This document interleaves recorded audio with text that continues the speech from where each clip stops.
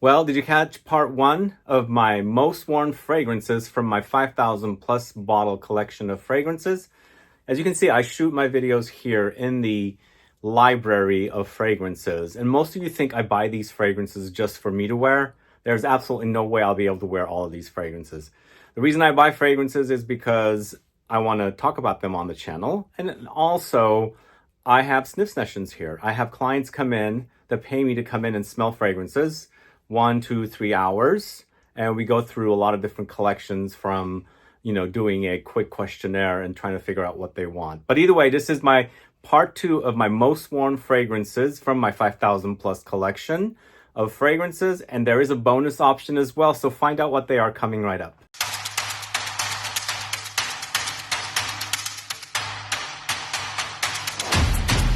Thanks so much for tuning in. It's Sebastian. We're talking about my most worn fragrances from my 5,000 plus bottles of fragrances here in the studio. This is part two. If you haven't caught part one, please do.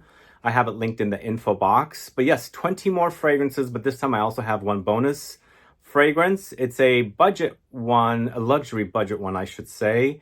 And it's sort of a dupe of a discontinued fragrance that I'm obsessed with. But also, if you notice, I put the hat back on. But let's go ahead and get started. At number one, this is not a rank list, by the way. So the first fragrance I'm going to talk to you about is Synthetic Jungle. But keep in mind, soon it'll be Synthetic Nature.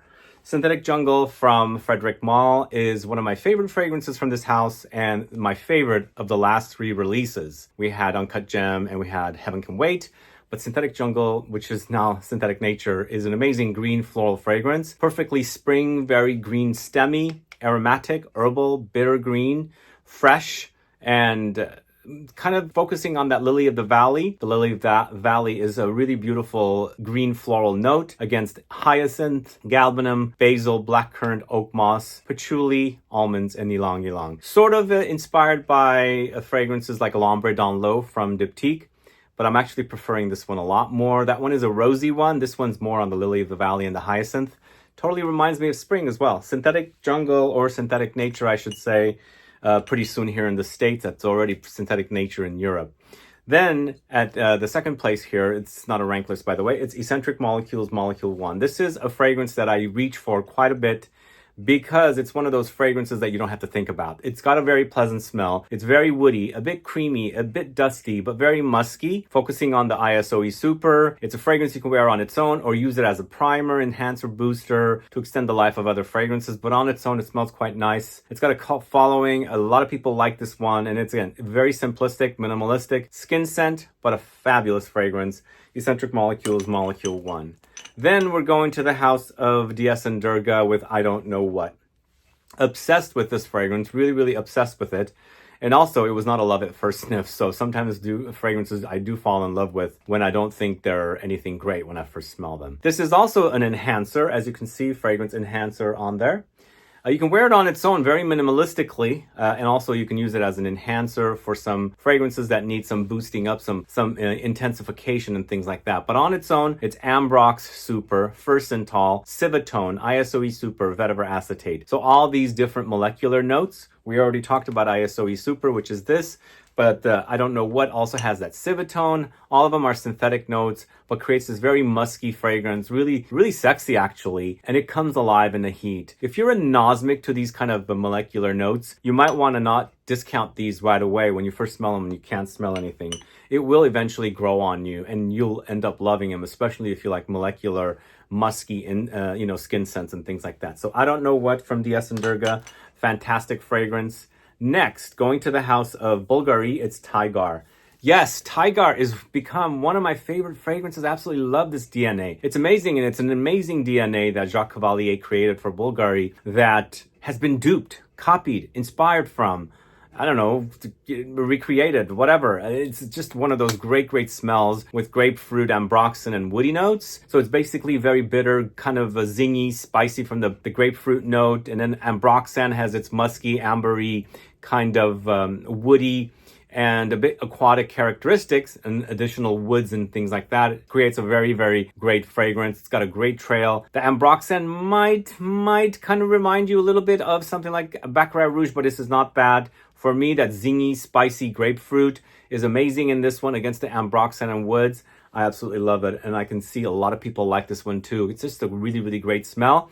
It's a fantastic fragrance. So it's Bulgari's TYGAR. I can see also layering Bulgari's TYGAR with Eccentric Molecules Molecule 1.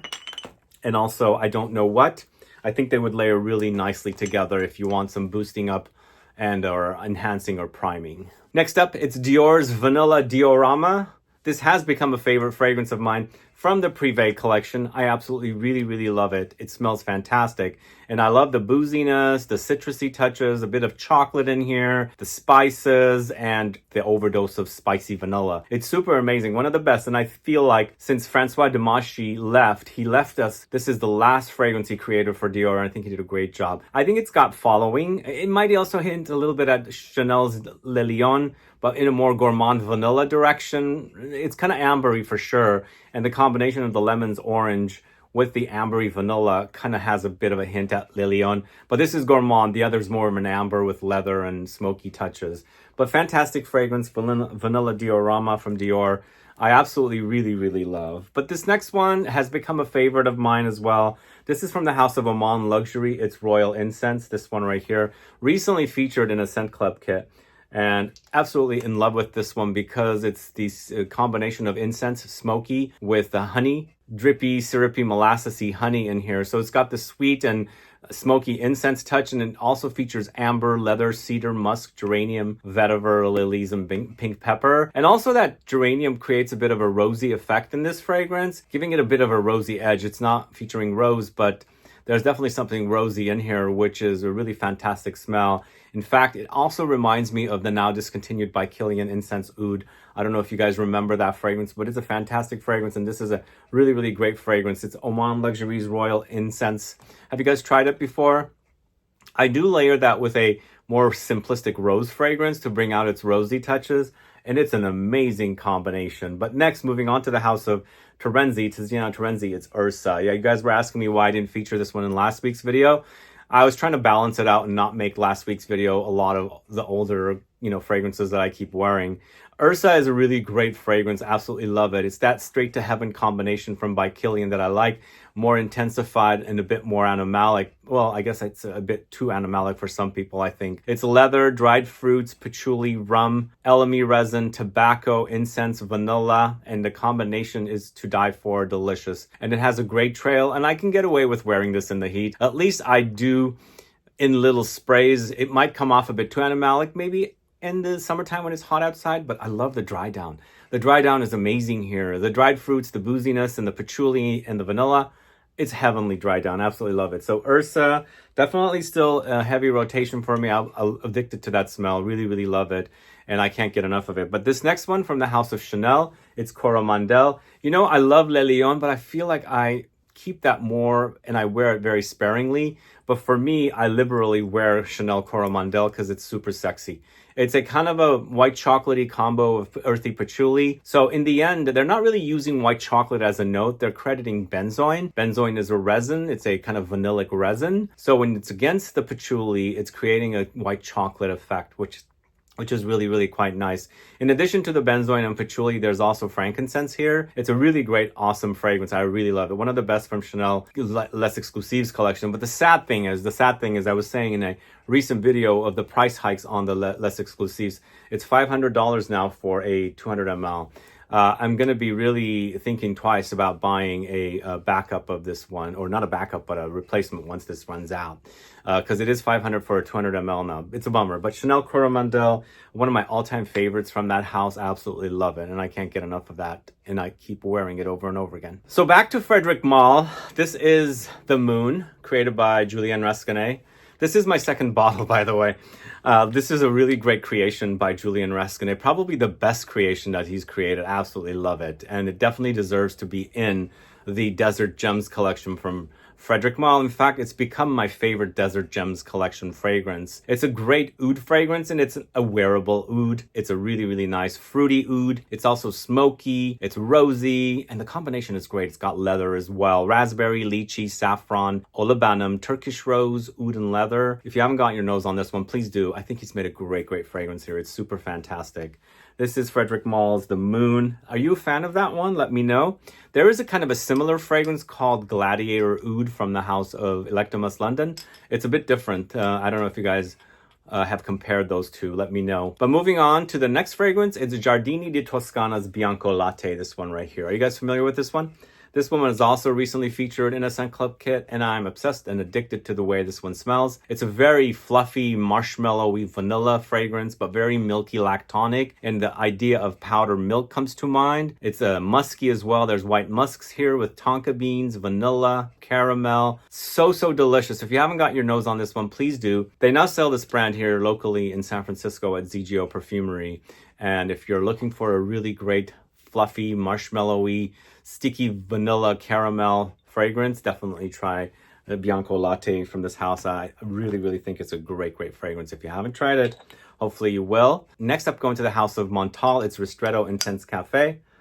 Yeah, I've switched over to Ristretto Intense Cafe. I was a big, lover of Intense Cafe, but I kind of got burnt out. Not burnt out, just kind of bored of it. And I think Ristretto Intense Cafe replaced my appreciation for that fragrance. In fact, it's got a boosted, coffee touch in this, which actually smells great against the lactonic touches and also the rose that's in here. It's lots of coffee with rose. There's vanilla, there's caramel, musk, amber, woody notes, really great, kind of a rose gourmand, but with definitely a coffee effect here versus the original, which had that kind of latte-like effect, but light on the coffee that's in there, more on the rose and the latte. But this stuff, really great, really awesome smell. If you haven't tried Montal's Ristretto Cafe, please do.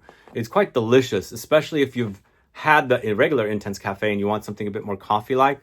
This one is really amazing. Next, going to the house of Profumum Roma. This is Aquaviva. So I was either going to put Eau d'Adrienne, because I also wear that quite a bit. But for me, Profumum Roma's Aquaviva is a bit more intense. It's also a bit oily because this brand is linear. All the notes are not broken down to the top, heart, base. So it's easier to wear this, and it's also rubbable kind of a thing. And it's a really great lemon balm. It's a citrusy fragrance.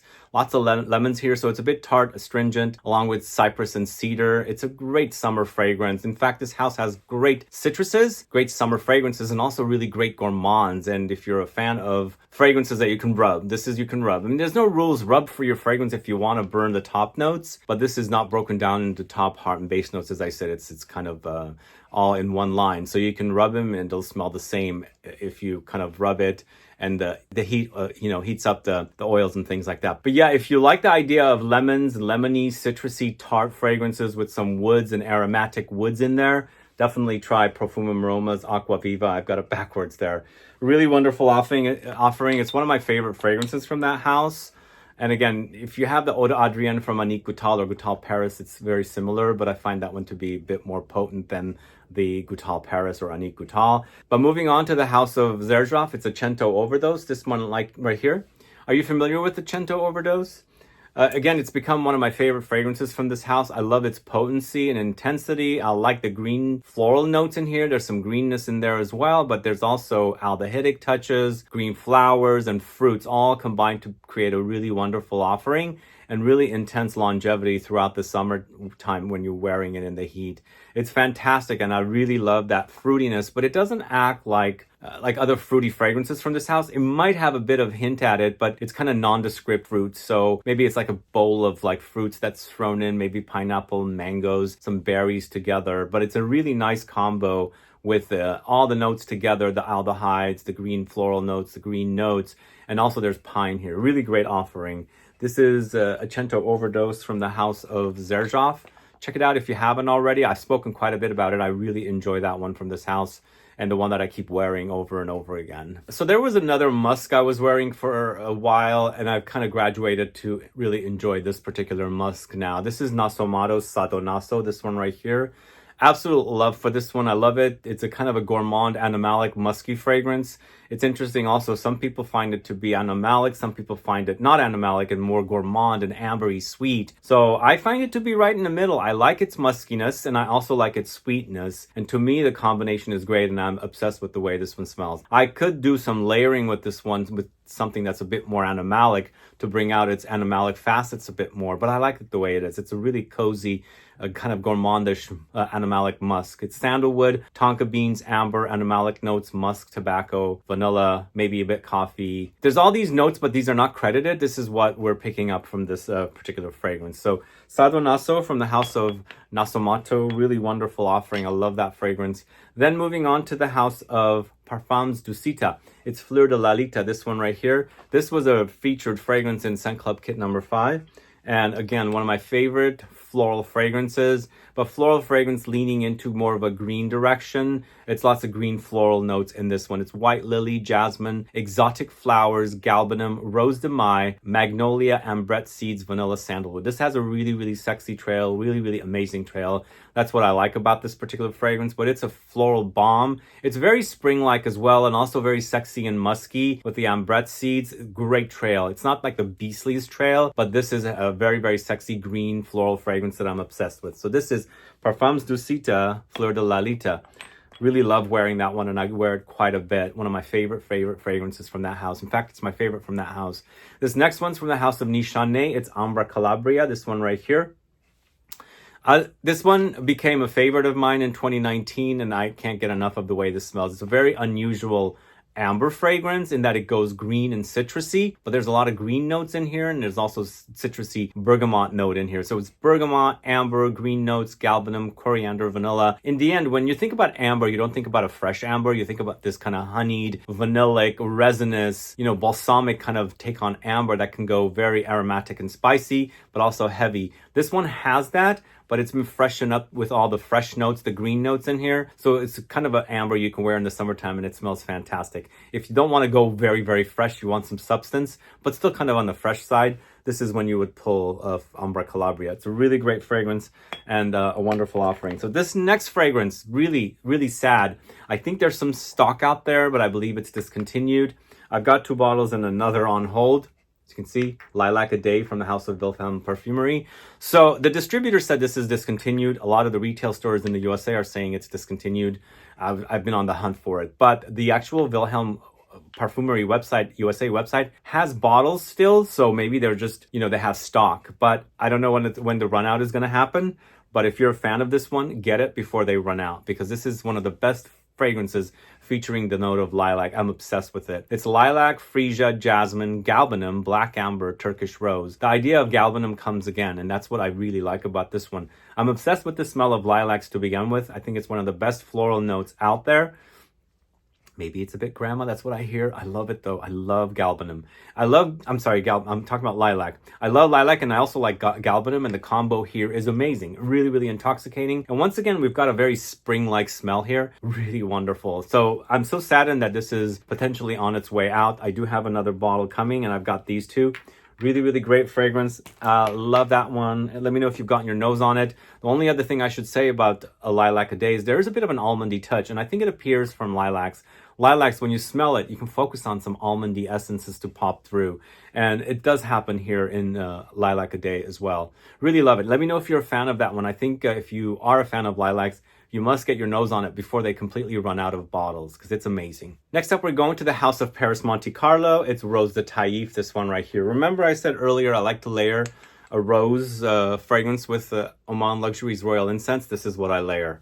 I know it's a bit expensive to do this, but these 2 layered together are so amazing. But let me talk about that in another video. For me, Rose de Taif is one of the best rose fragrances. Even though it seems complex with the notes, it wears kind of simplistic, and we're basically paying tribute to the Taif rose here, along with damask rose, geranium, lemons, amber arome, nutmeg, bergamot, elemi, cloves, musk, Peru balsam. But to me, this is, like I said, the paying tribute of roses. There's all kinds of roses in here, 3 types of rose, and I think the combination is great. For me also, it's so concentrated. This is the Extrait de Parfum version. Never got into the Eau de Parfum. I've just been obsessed with the Extrait de Parfum because it's concentrated, it's heavy, thick, but it's fresh and rosy, and I just can't get enough of this. It smells great, great longevity, and a great fragrance that Luca Maffei has created. But going back to the layering combo, these 2 layers so great together.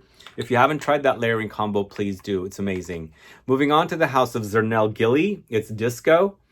I got obsessed with this one in 2022, and it became a favorite fragrance of mine. I reviewed it last year. I've traveled with this now twice.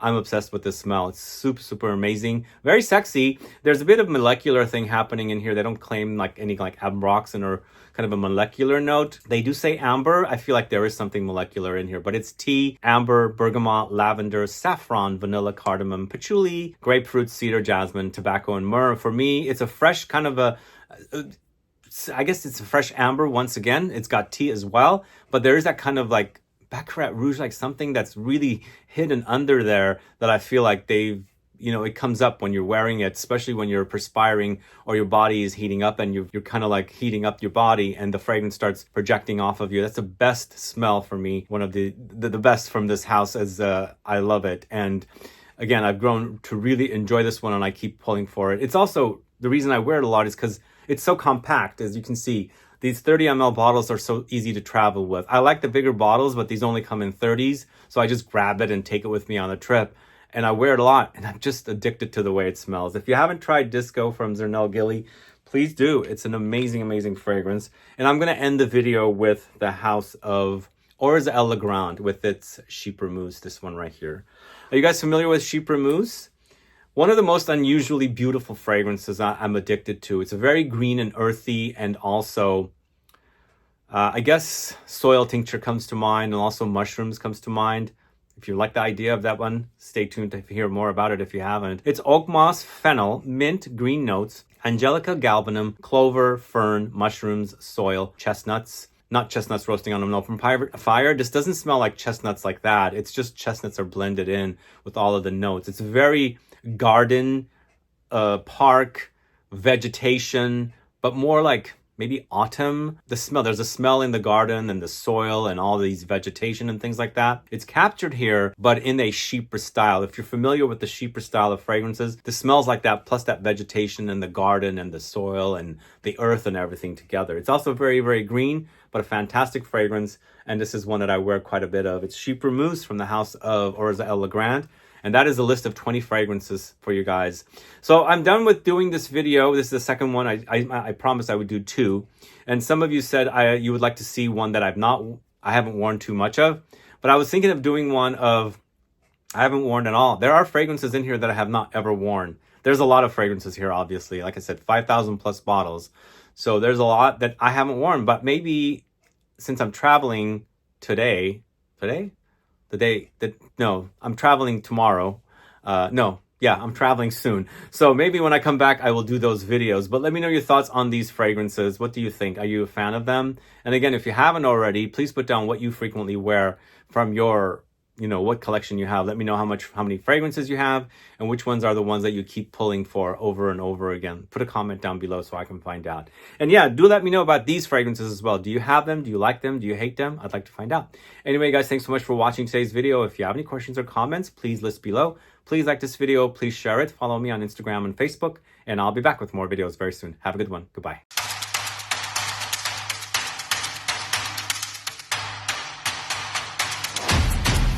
I did say there was a bonus fragrance here, and this is a budget one, and maybe perhaps it's a clone of a discontinued fragrance because I can't find that fragrance anymore. A Raja Parfums fragrance called Kingdom of Saudi Arabia, one of my favorites. I've reviewed it on the channel many years ago. It got discontinued so fast, but this is a great, great alternative. It's Abha from the house of Athena fragrances, or just Athena. Oh my God, this is so good. I wear quite a bit of it, and it smells fantastic. It's not like the biggest and beefiest fragrance. It has good lingering power, or great lingering power, I should say. And the combination of notes is really, really addictive. It's oud, leather, strawberries, cotton candy, banana, cinnamon, raspberry, plums, and apples. Yes, weird notes, but it smells so, so freaking good. I have my original bottle. I've kept it from the Raja Parfums, but why did they discontinue it? I don't get it. But man, this version, it's super fantastic. I'm obsessed with it. I can't get enough of it. In fact, I am taking it on a trip with me. It's easy to travel, not very expensive. Yeah, it's thin, it's a bit big, but I'm not taking a lot of fragrances with me. So this is what I'll be wearing quite a bit of on my trip because I'm addicted to the way this smells. Again, I'm not worried about breaking the bank because it's pretty inexpensive, but also it's really, really sexy. It smells amazing. And all those notes together makes for a really explosive smell that I'm really, really addicted to. So it's Abha from the house of Athena. Not Raja Parfums. I was going to say Raja Parfums, but it's not. That is a alternative to Raja Parfums Kingdom of Saudi Arabia. Anyway, thanks guys. See you guys later. Bye.